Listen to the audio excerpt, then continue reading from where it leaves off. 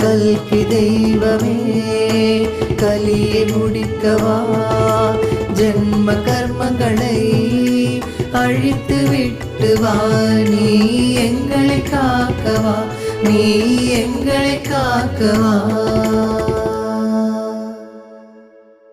மன்னித்திடுவாய் மனமே,